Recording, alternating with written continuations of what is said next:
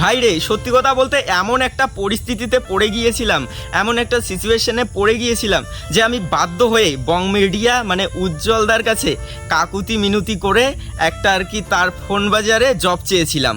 উজ্জ্বলদা, তোমার কাছে হাত জোড় করে একটাই অনুরোধ, যদি আমার সব রকমের যোগ্যতা থেকে থাকে তবেই আমাকেও ফোন বাজারে একজন স্টাফ হয়ে তোমার সাথে কাজ করার সুযোগ করে দিও। সো আমাকে উজ্জ্বলদা সেই হেল্পটা করলো না, আর কেন জানি না চাকরিটাও আর কি দিল না।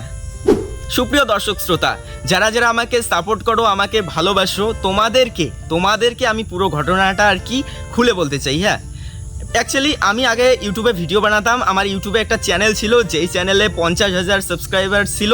সেখান থেকে আমি অনায়াসে 10 থেকে 15,000 টাকা ইনকাম করতাম। কিন্তু কোনো কারণে আমার সেই ইউটিউব চ্যানেলটি সাসপেন্ড হয়ে যায়, ডিলিট হয়ে যায়, এবং আমার বর্তমান পরিস্থিতি খুবই খারাপ। সেই কারণে অনেক আশা, অনেক প্রত্যাশা নিয়ে আমি উজ্জ্বলদার কাছে একটা হেল্প চাইছিলাম। যদি আমি যোগ্যতা থেকে থাকে, আমার সব রকমের যোগ্যতা থেকে থাকে, তবেই আমাকেও একজন ফোন বাজারে স্টাফ হিসেবে, একজন কর্মী হিসাবে আমাকেও নিয়োগ করে নিও। সো অনেক আশা প্রত্যাশা নিয়ে কিন্তু আমি উজ্জ্বলদার কাছে চাকরিটা চেয়েছিলাম। আর কেন চেয়েছিলাম, অ্যাকচুয়ালি সত্যি কথা বলতে আমি উজ্জ্বলদার একজন ফ্যান। উজ্জ্বলদাকে অনেক শ্রদ্ধা করি, অনেক ভালোবাসি, আর সর্বদা তার ভিডিওগুলোতে দেখি উজ্জ্বলদা নিজে বলে যে আমি সবসময় তোমাদের পাশে আছি, তোমাদেরকে সাপোর্ট করি, এবং সবসময় উজ্জ্বলদা কিন্তু অসহায় মানুষের হেল্প করে। সেই আশা, সেই প্রত্যাশা নিয়ে আমিও কিন্তু ভিডিওটা বানাই, সেই ভিডিওটা ইউটিউবে আপলোড করি, যাতে ফেসবুকেও আপলোড করি, যে যাতে ভিডিওটা দেখে উজ্জ্বলদাও যদি আমাকে হেল্প করে। সেই আশা বা প্রত্যাশা নিয়ে আমিও ভিডিওটা ফেসবুকে আপলোড করি। আর তোমরা অনেক ভালোবাসা দিয়েছো, অনেক সাপোর্ট করেছো, যার কারণে ভিডিওটা 1 মিলিয়ন ভিউজ হয়েছে, এবং সবাই কমেন্টে উজ্জ্বলদাকেই শুধু ট্যাগ করেছো।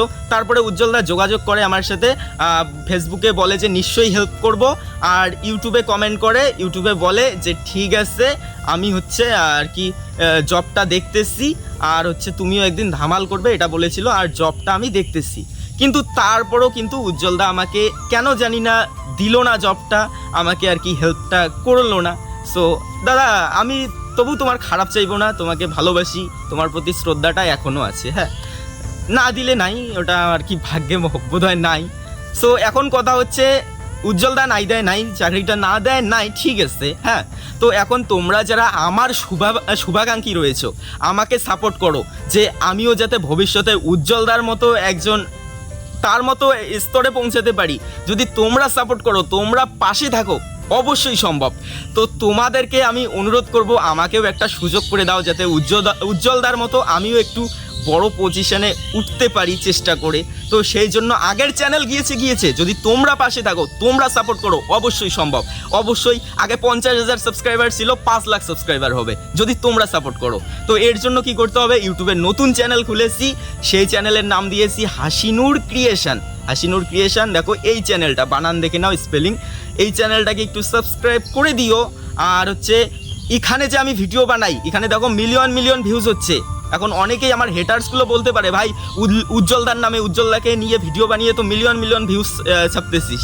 ভাই সত্যি কথা বলতেছি, এই যে আমার যে এই আইডিটাতে রয়েছে না, এই হাসিনুর আইডিটাতে, যেখানে 40,000 থেকে 50,000 আর কি ফলোয়ার্স হয়ে গেল তোমাদের সাপোর্ট আর ভালোবাসায়, এই আইডি থেকে আমার বিন্দু মাত্র কোনো ইনকাম নাই। তার প্রমাণ এইটা, এখানে কন্টেন্ট মনিটাইজেশন পলিসি ইস্যু রয়েছে।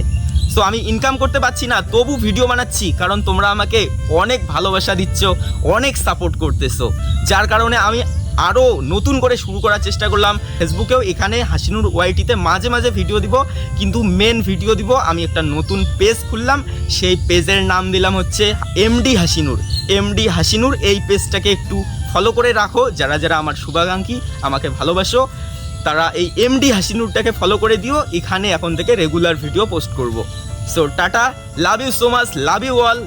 উজ্জ্বলদা চাকরি নাই দেয় তো কি হয়েছে, তোমরা যদি পাশে থাকো, আমিও ধামাল করব।